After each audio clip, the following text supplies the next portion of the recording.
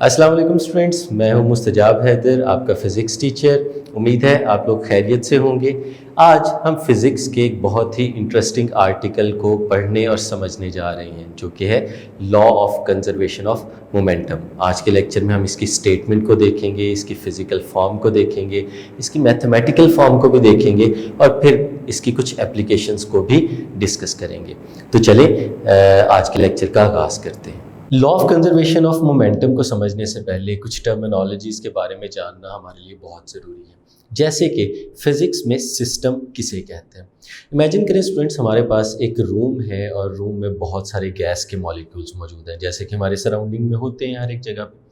अगर इन बहुत सारे मॉलिक्यूल्स में से चंद एक मॉलिक्यूल्स को हम किसी कंटेनर के अंदर डाल दें और वहाँ पे उन्हें कन्फाइन कर दें, तो ये एक सिस्टम बन जाता है जिसके अंदर हम उन्हें स्टडी कर सकते हैं, उसकी डिफरेंट प्रॉपर्टीज़ को देख सकते हैं।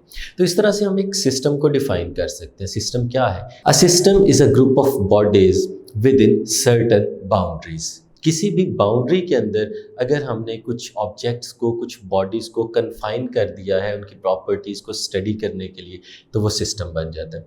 और जो सिस्टम हमारे पास होता है, जैसे कि हमने ये एग्जांपल ली, इस एग्जांपल में हम देखते हैं कि गैस के जो मॉलिक्यूल्स हैं वो एक दूसरे के साथ इंटरेक्ट करेंगे, उनकी आपस में कोलिजन होगी, वो कंटेनर की वॉल्स के साथ कोलाइड करेंगे, लेकिन इनके ऊपर बाहर से कोई भी फोर्स नहीं लगेगी, कोई भी एक्सटर्नल फैक्टर इन बॉडीज़ तक नहीं पहुंच पा रहा होगा। तो एक इस तरह का सिस्टम जिस पे बाहर से बैरूनी कोई भी फोर्स ना लग रही हो, हम उसे एक आइसोलेटेड सिस्टम कहते हैं। तो इसी तरह से हम आइसोलेटेड सिस्टम को भी डिफाइन कर सकते हैं। आइसोलेटेड सिस्टम क्या होता है? An isolated system is a group of interacting bodies on which no external force is acting।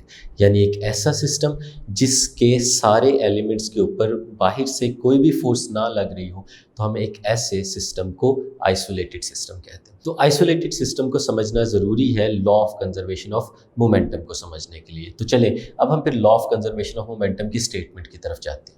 The momentum of an isolated system of two or more than two interacting bodies remains constant। कि जब भी हमारे पास दो या दो से ज़्यादा bodies का एक आइसोलेटेड सिस्टम होगा, यानी जिसमें बाहर से कोई भी फोर्स नहीं लग रही होगी, तो उसका ओवरऑल मोमेंटम हमेशा कंजर्व रहेगा, उनके टोटल मोमेंटम को हमेशा कांस्टेंट कहा जाएगा। तो स्टूडेंट्स, इसकी डिफरेंट एग्जांपल्स देखते हैं कि हम फिज़िकली इसको कैसे ऑब्जर्व कर सकते हैं कि मोमेंटम हमेशा कांस्टेंट रहता है। Students, law of conservation of momentum को फिज़िकली ऑब्जर्व करने के लिए एक बहुत अच्छी डिवाइस है जो आप देख सकते हैं, जिसे न्यूटन्स क्रेडल का नाम दिया जाता है। इस डिवाइस से हम लोग देख सकते हैं कि किस तरह से आपका मोमेंटम ओवरऑल कंजर्व रहता है। देखिएगा कि मैं यहाँ से एक बॉल को डिस्प्लेस करता हूँ और उसके बाद जब मैं इसे रिलीज़ करूँगा तो आपने इसकी मूवमेंट को ऑब्ज़र्व करना है।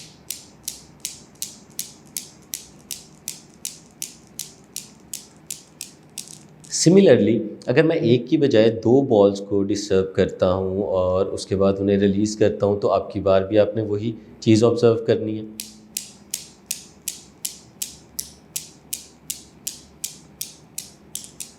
और इसी तरह से स्टूडेंट्स, अगर मैं तीन बॉल्स को एक साथ डिस्टर्ब करता हूँ तो आपने ऑब्ज़र्व करना है।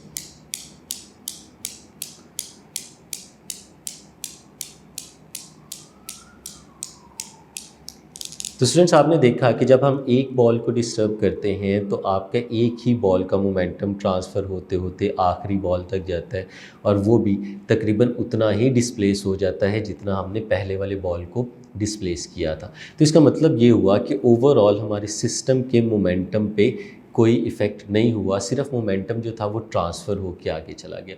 इसीलिए दो बॉल्स के केस में दो बॉल डिस्प्लेस होकर आगे जाते हैं और तीन बॉल्स के केस में तीन बॉल ही डिस्प्लेस होकर आगे जाते हैं। तो ये चीज़ डिस्प्ले कराती है basically law of conservation of momentum को। Law of conservation of momentum की एक और प्रैक्टिकल एग्जांपल स्टूडेंट्स हम लोगों ने अपनी एवरीडे लाइफ में बहुत दफ़ा ऑब्जर्व की है कि अगर हमारे पास एक इन्फ्लेटेड बैलून हो, जिस तरह से ये मैंने इस वक्त अपने हाथ में पकड़ा हुआ है, हमने इसमें हवा भरी हो और अगर हम इसे रिलीज़ करें तो क्या होता है। हम सब लोग जानते हैं कि अगर मैं इस बैलून को रिलीज़ करूँगा तो ये अचानक से अपवर्ड डायरेक्शन में मूव कर जाएगा, जैसे कि ये अभी मैं आपको करके दिखा रहा हूँ।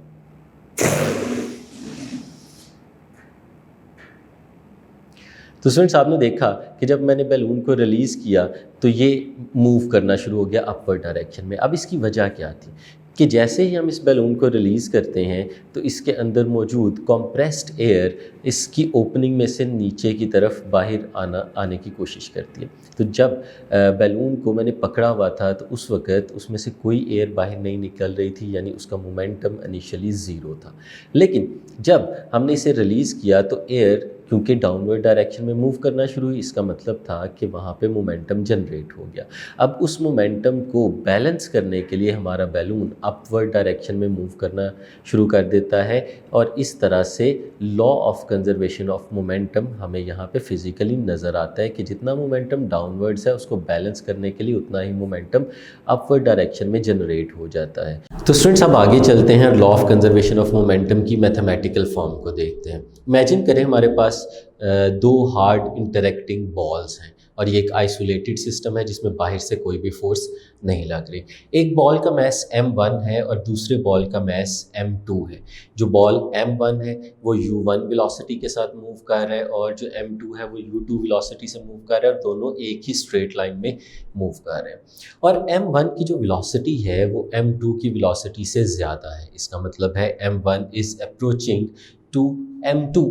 m1 जो है वो m2 की तरफ बढ़ता जा रहा है और एक टाइम ऐसा आएगा कि m1 m2 से टकरा जाएगा, उसकी कोलिजन हो जाएगी।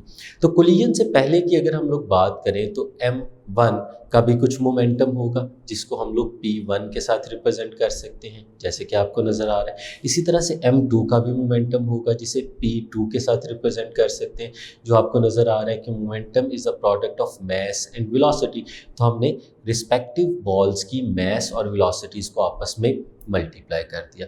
अब जब स्टूडेंट्स इनका कोलिजन होगा तो कोलिजन के रिजल्ट के तौर पे इनकी वेलोसिटीज़ में चेंज आ जाएगा। लेट्स सपोज m1 की वेलोसिटी जो कि कोलिजन से पहले u1 थी, कोलिजन के बाद v1 हो जाती है और m2 की वेलोसिटी जो कोलिजन से पहले u2 थी वो कोलिजन के बाद v2 हो जाती है, यानी इनकी वेलोसिटीज़ चेंज हो जाती है। अब जब वेलोसिटीज़ चेंज होंगी तो जाहिर सी बात है इनका मोमेंटम भी बदल जाएगा। तो अब जो इनके मोमेंटम्स हैं हम उनको रिप्रेजेंट करेंगे m1 v1 और m2 v2 के साथ।